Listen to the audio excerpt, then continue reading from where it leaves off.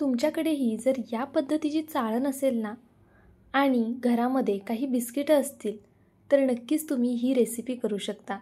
बरं, या रेसिपीसाठी तुम्ही फक्त पार्ले किंवा मग मारीगोल्डच घ्या असं काही नाही आहे। तुमच्याकडे जी बिस्किटं असतील ती बिस्किट तुम्ही इथे घेऊ शकता। अगदी क्रीमचे बिस्किट असतील ना तरीसुद्धा चालणार आहे, तुम्ही तीसुद्धा बिस्किटं इथे वापरू शकता। तर पहा, इथे मी 2 छोटे पार्लेचे पुडे घेतलेले आहेत आणि 2 मारीगोल्ड घेतलेले आहेत। आता आपण हे बिस्किट एका भांड्यामध्ये काढून घेऊया। ही रेसिपी करायला अतिशय सोपी आहे, कोणीही सहज करू शकतं, त्याचबरोबर सगळ्यांना आवडणारी। बरं, ही रेसिपी तुम्ही आरामात 8-10 दिवसांसाठी स्टोअर करून ठेवू शकता।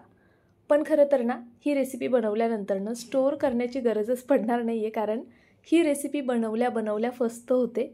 ज्यावेळेस आपण ही रेसिपी करत असतो ना, तिचा सुगंध एवढा छान घरभर दरवळतो की अगदी सगळ्यांना असं होतं ही कधी बनेल आणि आम्ही सगळे खाईल।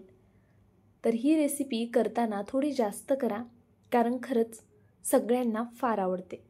तर पहा, इथे मी 2 प्रकारचे बिस्किट घेतलेत। तुम्ही जेवढे तुमच्याकडे बिस्किट असतील ते घेऊ शकता। फक्त या रेसिपीसाठी आहे ना आपल्याला मोनॅकोसारखे बिस्किट नाही घ्यायचेत, जे चवीला थोडेसे असे नमकीन असतात, खारट असतात। तर आपण स्वीट साईडचे कोणतेही बिस्किट घेऊ शकतो। तर पहा, इथे आपल्याला हे सगळे बिस्किट ना अशा पद्धतीने आधी तोडून घ्यायचे। रेसिपी काय करणार आहे ते सुद्धा लवकरच सांगणार आहे मी तुम्हाला, त्यामुळे व्हिडिओ शेवटपर्यंत पाहत राहा। आणि जर नवीन असाल ना तर प्लीज सबस्क्राईब करून घ्या। माझ्या चॅनलवरती भरपूर तुम्हाला वेगवेगळ्या रेसिपीज पाहायला मिळतील। मी अशा काही रेसिपीज करत असते ज्या कधी कोणी ट्राय केल्या नसतील। त्याचबरोबर आपल्या चॅनलवरती अशाही रेसिपी असतात ज्या तुम्ही मुलांच्या टिफिनसाठी करू शकता किंवा मोठ्यांसाठी सुद्धा वेगवेगळ्या भाज्या, काहीतरी रोजच्या त्याच भाज्या खाऊन सगळे कंटाळलेले असतात ना, तर भरपूर अशा आपल्या चॅनलवरती रेसिपीज अपलोड केलेल्या आहेत। सणासुदीला काय करायचं वगैरे त्यासुद्धा सगळ्या रेसिपी आपल्या चॅनलवरती जवळपास अपलोड आहेत। त्यामुळे नक्की व्हिडिओला लाईक करून घ्या आणि चॅनलला सबस्क्राईब करायला विसरू नका। तर पहा, मी हे सगळे बिस्किटाच्या अशा पद्धतीने चुरा करून घेतला। त्यानंतर मिक्सर जारमध्ये घालून हे बिस्किट छान असं बारीक वाटून घ्यायचे। आता मिक्सरमध्ये जितकं बारीक होईल ना तितकं बारीक हे आपल्याला बिस्किट ना वाटून घ्यायचे। एका वेळी जेवढे बिस्किट बसतील तेवढेच मी इथे घालून घेणार आहे, पहा अशा पद्धतीने।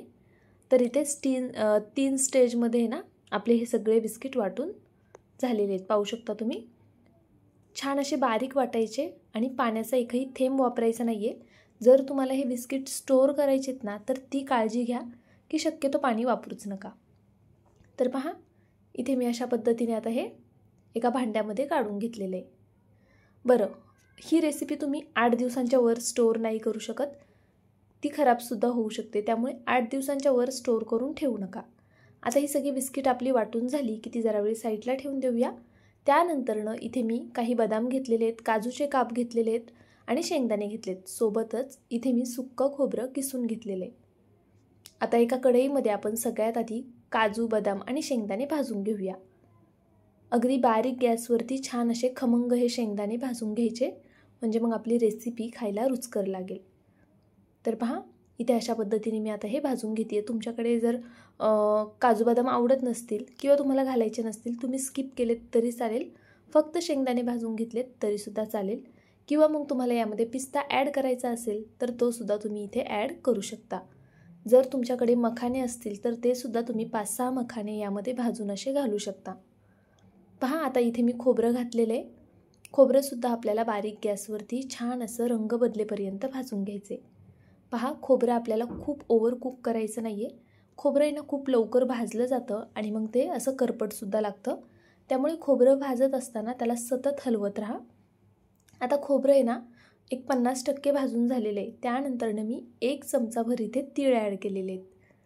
पांढरे तीळ घालायचे आहेत आपल्याला। आता थंडीचे दिवस आहेत ना तर शक्यतो पांढरे तीळ आवर्जून घाला। आता इथे मी हे सर्व छान असं एकजीव करून घेते। पहा, या रंगावरती खोबरं आलं की आपल्याला काढून घ्यायचे। बरं, हा रंग आहे ना खोबऱ्याचा येण्यासाठी गॅस अगदी बारीक ठेवायचा आणि छान असं सतत हलवत राहायचं, म्हणजे मग अशा रंगावरती तुमचं खोबरं भाजलं जाईल। आता पहा, कढई गरम असते तर खोबरं काळं पडू शकतं, म्हणून लगेचच हे कढईमधनं आपल्याला काढून घ्यायचे। तर इथे मी छान असं बघा खोबरं आणि तीळ भाजून घेतलेले आहेत। आता हे खोबरं आहे ना जरा गरम आहे, त्यामुळे आपण हे थोडा वेळ साईडला ठेवूया। तोपर्यंत जे शेंगदाणे, बदाम आणि काजू भाजून घेतले होते ना त्याची आपण ओबडधोबड अशी ही पूड करून घेऊया। पहा, अशा पद्धतीने थोडं दरदरीतच असं आपल्याला हे वाटून घ्यायचे. त्यानंतरनं काय करायचं, इथे साईडला मी हे काढून घेते आणि जे आपण खोबरंसुद्धा भाजून घेतले ना ते सुद्धा असं दरदरीत वाटून घेऊया. तर पहा मिक्सर जारमध्ये घालून शेंगदाणे आणि खोबरं सेपरेटच वाटा. खोबरं वाटताना फक्त मिक्सर चालू करून लगेच बंद करायचा, अशा पद्धतीने त्याची पावडर होते. आपल्याला हे जरा दरदरीत हवे, खूप बारीक करायचं नाही आहे. तर पहा इथे आपलं हे आता वाटून तयार झालेलं आहे. एकदा हे सर्व छान असं एकजीव करून घेऊया. आता यामध्ये काही बेसिक गोष्टी आपल्याला घालून घ्यायच्या आहेत. तर इथे पहा मी हे आधी सगळं मिक्स करून घेतलं आणि त्यानंतरनं यामध्ये 1 चमचाभर पिठी साखर घालते आहे. आता पिठी साखर म्हटल्यावर तुमच्या लक्षात आलं असेल की हा पदार्थ गोड आहे. आपण बिस्किटांचा वापर केला आहे तर अर्थात हा पदार्थ गोड आहे, पण केक बनवत नाही आहे आपण, नाही कोणत्या प्रकारची आईस्क्रीम आहे. तर पहा एक वेगळीच मिठाई आज मी तुमच्यासोबत शेअर करते आहे. अगदी थोडंसं इथे मी मीठ घालून घेते आहे. कोणत्याही गोड पदार्थात थोडंसं चिमूटभर मीठ घातलं ना की तो पदार्थ खायला जास्त रुचकर लागतो. आता इथे मी यामध्ये वेलची पावडर घालून घेणार आहे. एक छोटा अर्धा चमचा मी इथे वेलची पावडर घालून घेतलेली आहे. आता हे सर्व साहित्य आपण छान असं एकजीव करून घेऊया. अशा पद्धतीने सगळीकडे वेलचीचा सुगंध छान लागला गेला पाहिजे. तर पहा हे सारण आपलं बनवून तयार झालेलं आहे. आता या सेम सारणाच्या आहेत ना तुम्ही चपातीच्या पिठामध्ये पुऱ्यासुद्धा बनवू शकता. तर पहा मी हे सारण जरा वेळ साईडला ठेवून दिलं. आता जे आपण बिस्किट पावडर करून ठेवली होती ना त्यामध्ये 2 चमचे तूप घालायचे आणि हे सगळं छान असं मळून घ्यायचे. तर पहा इथे मी 2 चमचे तूप घातल्यानंतर हे असं हाताने छान असं मॅश करत मळून घेते आहे. एक गोष्ट लक्षात घ्या, यामध्ये आपल्याला पाणी वापरायचं नाही आहे.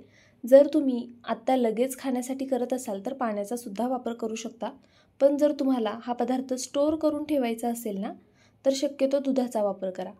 तर पहा इथे मी अशा पद्धतीने जवळपास पेलाभर दूध घेतले आणि मग ते थोडं थोडं करून यामध्ये घालून घेणार आहे. मी तुम्हाला शेवटी दाखवणार सुद्धा आहे की याला आपल्याला दूध किती प्रमाणात लागलेलं आहे. आता अर्थात तुम्ही किती बिस्किटं घेताय त्यावरती तुम्हाला दूध कमी जास्त लागू शकतं आणि प्रत्येकाचा पेला लहान मोठा असतो, त्यामुळे प्रत्येकाला हे दुधाचं प्रमाण कमी जास्त लागू शकतं. तर मी जसं दाखवते ना तसं अगदी थोडं थोडं करून दूध घालायचं पहा आणि मग हे मळत राहायचं. असं हातावरती थोडंसं दूध घेऊन हळूहळू हे मळत राहायचं. मला जवळपास 1 पेला दूध लागलेलं आहे, तर मी तुम्हाला पुढे दाखवणार पण आहे. यातलं अजून आपण दूध थोडं वापरणार आहोत. तर पहा इथे आहे ना हे असं घट्टसर वाटतं आहे. आपल्याला एवढं घट्ट नको आहे हे पीठ, थोडं असं सैलसर आणि छान मऊसूद असं मळायचं आहे. आता हे बिस्किटांचं पीठ आहे आपलं, जसं नेहमीचं गव्हाचं पीठ किंवा बाजरीचं पीठ असतं ना तसं नाही आहे. त्यामुळे तुम्ही याला कितीही मळलं तरी याला चिरा पडणारच आहेत. पहा एवढं दूध शिल्लक राहिले आणि आपला हा गोळा छान असा मळून तयार झालेला आहे. जसं आपण चपातीचा मळतो ना अगदी त्या पद्धतीने थोडासा मऊसूद असा हा मळून घ्यायचा. वरतून थोडं तूप लावते आणि एकदा ह्याला एकसारखं करून घेते. आता तुम्ही याला भरपूर तुपात जरी मळलात ना तरीसुद्धा याला चिरा जाणारच आहेत. त्यामुळे पहा अशा पद्धतीने मी गोळा मळून घेतला आणि 5 मिनटासाठी साईडला ठेवून दिला. त्यानंतरनं एका चाळणीला असं तूप लावून घ्यायचे आपल्याला. आता जी आपली बिस्किटं होती ना ती यामध्ये आपल्याला ठेवायची, ती कशा पद्धतीने पुढे दाखवते. तर पहा आधी चाळणीला अशा पद्धतीने मी तूप लावून घेतलं. त्यानंतरनं आपण जो बिस्किटांचा गोळा बनवून ठेवलेला ना त्यातला काही भाग इथे मी काढून घेतलेला आहे आणि अशा पद्धतीने तो एकदा मळून घेऊया. असं केल्यामुळे काय होईल, पीठ छान असं मऊ होईल आणि थोडं सैलसरसुद्धा होईल. त्यामुळे आपल्याला ह्याची छान अशी पोळी लाटता येईल. आता ह्याची पोळी चपातीसारखी अजिबात लाटता येत नाही. हे लाटत असताना थोड्या हलक्या हातानेच हळूहळू करून लाटून घ्यायची.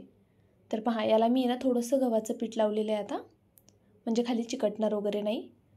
आणि अशा पद्धतीने आपण ही पोळी आता लाटून घेऊया. ह्याच्या कडा आहेत ना बऱ्यापैकी अशा सुटल्या जातात. हलक्या हाताने ना आपल्याला हे असं कंटिन्यू लाटत राहायचे. खूप असं प्रेस करून लाटू नका, नाहीतर मग काय होईल, ही जी चपाती आहे ना ती खाली चिटकून बसेल आणि मग तुम्हाला उचलायला अवघड जाईल. तर पहा अशा पद्धतीने मी इथे अगदी हलक्या हाताने ही चपाती लाटून घेते आहे. आपल्याला ही चपाती खूप पातळ लाटायची नाही आहे, त्याचबरोबर खूपच अशी जाडसरसुद्धा लाटायची नाही आहे. जशी आपण बाजरीची ज्वारीची भाकरी करतो ना तशा जाडीची हिला ठेवायची आहे. तर पहा आता याच्या ज्या साईडच्या कडा आहेत ह्या आपण कट करून घेऊया, म्हणजे आपल्याला एकसारखा असा भाग मिळेल. तुम्ही हवं तर प्लेटने सुद्धा आहे ना गोल राऊंडमध्ये सुद्धा हे कट करून घेतलं तरीसुद्धा चालेल, पण अशा पद्धतीने कट केलं ना तर आपला पुढचा बनवायचा आहे ना जो पदार्थ तो बनवायला सोपा जातो. पहा आता मी इथे थोडंसं पुन्हा तूप लावून घेते आहे. आपण या रेसिपीमध्ये ना भरपूर तुपाचा सुद्धा वापर केलेला आहे आणि त्याचबरोबर थोडे तीळ, शेंगदाणे, खोबरं वगैरे वापरलं आहे. त्यामुळे ही रेसिपी हेल्दी तर आहेच. बिस्किटं तुम्हाला जी आवडतील ती तुम्ही घेऊ शकता. तर पहा इथे मी हे सारण आता अशा पद्धतीने हाताने पसरवून घेते आहे. सगळीकडे एकसारखं हे सारण आपल्याला पसरवून घ्यायचे अगदी या पद्धतीने. आणि ह्याच्या ज्या कडा आहेत ना तिकडे सारण लावायचं नाही आपल्याला, ह्याच्या कडा जरा अशा ओपनच ठेवायच्या आहेत. आता त्यानंतरनं काय करायचं, ह्याची जी पुढची बाजू आहे ना इथे असं मी थोडंसं दूध लावून घेणार आहे. पहा अगदी या पद्धतीने. आता आपण हळूहळू करून खूप हलक्या हाताने ह्याचा असा रोल तयार करायचा आहे. आता हा रोल करत असताना अजिबात ह्याला प्रेस वगैरे करायचं नाही आहे. अगदी हलक्या हाताने याचा रोल तयार करायचा आहे आपल्याला. पाहू शकता तुम्ही. आणि असा थोडाफार चिरला ना तरी टेन्शन घ्यायचं नाही. तर पहा इथे आपला हा रोल बनून तयार झालेला आहे. आता आपण याला कट करून घेऊया अगदी या पद्धतीने. यातलं सारण वगैरे अजिबात बाहेर येत नाही, त्यामुळे टेन्शन घेऊ नका. आणि असा चिरला तरी टेन्शन घ्यायचं नाही. तुम्ही या चिरलेल्या रोलची पण ही रेसिपी शेवटपर्यंत नक्कीच करू शकता. तर पहा इथे आपले असे रोल हे बनवून तयार झालेले आहेत. आता मी हळूहळू करून हे रोल सगळे चाळणीमध्ये ठेवून देणार आहे. बरं ह्या रोलला आहे ना खूप जास्त हाताळायचं नाही. आता आपण काय करतोय हे तुमच्या लक्षात आलं असेल. आज मी तुम्हाला गोड भाकरवडी दाखवते आहे. आता ही शिजवायची कशी, नंतर तळायची का, किंवा मग चाळणीमध्ये ठेवून पण शिजवायची कशी, सगळं मी व्यवस्थित पुढे सांगणार आहे. त्यामुळे नक्की व्हिडिओ शेवटपर्यंत पाहत राहा. ही रेसिपी काहीतरी नवीन वाटली असेल तर प्लीज मला तसं कमेंट बॉक्समध्ये नक्कीच कळवा. तर पहा इथे या पद्धतीने आपली दुसरेसुद्धा रोल बनून तयार झाले आहेत. आपले जवळपास ना 3 रोल तयार झालेले. तर इथे मी सगळे असे बनवून घेतलेले आहेत. आता पहा तुम्हाला वाटेल हे काम खूप किचकट आहे किंवा मग एवढं करेपर्यंत आम्ही बिस्किटच चहासोबत खाईल असे म्हणणारे सुद्धा बरेच जण असतात बरं का. पण खरं सांगू का, ही रेसिपी बनवताना ह्याला आपण जे तूप वापरले किंवा इतरही जे पदार्थ वापरले त्यामुळे ना ज्यावेळेस हे आपण बेक करायला ठेवतो त्यावेळेस याचा सुगंध असा घरभर दरवळतो आणि त्यामुळे असं खूप छान फील येतो आणि आपण काहीतरी चांगलं आणि वेगळं केले असं वाटतं. त्यामुळे नक्की तुम्ही ही रेसिपी करून पहा. तर इथे मी काय केलं माहिती आहे का, कढई ठेवलेली आहे खाली. कढईमध्ये मीठ किंवा मग पाणी वगैरे काहीसुद्धा ठेवायचं नाही आहे. मोकळी रिकामी कढई ठेवायची आहे आणि मग त्यावरती ही भाकरवडीची चाळण ठेवायची आहे. तर पहा अशा पद्धतीने मी चाळण ठेवली आणि मग झाकण ठेवून एक 20 मिनटासाठी मी झाकण ठेवलं होतं. अगदी बारीक गॅसवरती 20 मिनटासाठी झाकण ठेवायचं आणि मग त्यानंतरनं हे छान असं पलटी करून घ्यायचं. हे पलटी करत असताना आहे ना थोडं सावकाश पलटी करा, कारण बिस्किटांचं आहे मी जसं की तुम्हाला मगाशी पण म्हटलं की हे तुटण्याचे चान्सेस जास्त असतात. त्यामुळे अगदी हलक्या हाताने असं हे आपल्याला पलटी करून घ्यायचे. तर पहा एक साईडनं खालची साईड थोडी अशी खरपूस भाजून झाली की मग आपल्याला दुसरी साईड याची पलटी करायला घ्यायची. तर इथे मी अगदी अलगद हाताने अशा सगळ्या ह्या पलटी करून घेतलेल्या आहेत. पाहू शकता तुम्ही. आता ह्याची दुसरी बाजूसुद्धा छान होऊन द्यायची. आता मी गॅस मीडियम करणार आहे आणि एक 10 मिनटासाठी असंच ठेवून देणार आहे. आधी मी बारीक गॅसवरती 20 मिनटं ठेवलेलं, त्यानंतरनं गॅस मीडियम करून 10 मिनटासाठी पुन्हा ठेवून दिलेलं आहे. तर पहा आता इथे जवळपास आपले 30 मिनटं झालेले आहेत टोटल आपण याला बेक करतो आहे. आणि इथे हे छान असे कुरकुरीतसुद्धा झालेले आहेत. मी आता हे पलटी करून दाखवते. गॅस थोडा मीडियम केल्यामुळे ना खालची बाजू छान अशी भाजली गेलेली आहे. तर तुम्ही हवं तर आपण जी पहिली बाजूसुद्धा भाजतोय त्यावेळेससुद्धा मीडियम गॅस करा आणि मग गॅस 15 मिनटासाठीच फक्त ठेवा मीडियम आणि मग चेक करा एकदा. तर पहा इथे आपली भाकरवडी तयार झालेली आहे. तुम्हाला ही भाकरवडीची रेसिपी थोडी जरी आवडली असेल ना तर प्लीज मला कमेंट बॉक्समध्ये कळवा. नवीन असाल, चॅनलला अजून सबस्क्राईब केलं नसेल तर नक्की सबस्क्राईब करून घ्या. तोंडात टाकताच विरघळणारी ही भाकरवडी प्रत्येक लहान मुलासोबत मोठ्यांनासुद्धा फार आवडते. जेवणानंतरनं बहुतेक जणांना सवय असते काहीतरी गोड खायची. त्यांच्यासाठी उत्तम आहे. एकदाच करून ठेवा आणि मग आठवडाभर खा. तर तुम्हाला ही रेसिपी आवडली असेल तर प्लीज लाईक करा. नवीन असाल तर सबस्क्राईब करून घ्या आणि ही रेसिपी केल्यानंतरनं मला कमेंट करून नक्कीच कळवा की ताई आम्ही ही रेसिपी केली आणि आमच्या घरामध्ये आवडली की नाही, आणि हिच्या मागे जे घेतलेली आपण मेहनत आहे ती खरंच तेवढी व्हॅल्युएबल आहे का, हे सुद्धा मला कळवा. की बाबा आमची मेहनत व्यर्थ गेली नाही आहे हे तरी नक्कीच कळवा. कारण ही रेसिपी खूप कमाल होते. केल्यानंतर सगळ्यांना आवडेल अशीच होते. बरं चला असो, माझा व्हिडिओ संपूर्ण पाहिलात त्याबद्दल खरंच खूप मनापासून धन्यवाद. उद्या पुन्हा भेटूया अशाच एका छानशा रेसिपीसोबत. तोपर्यंत bye. Thank you so much for watching.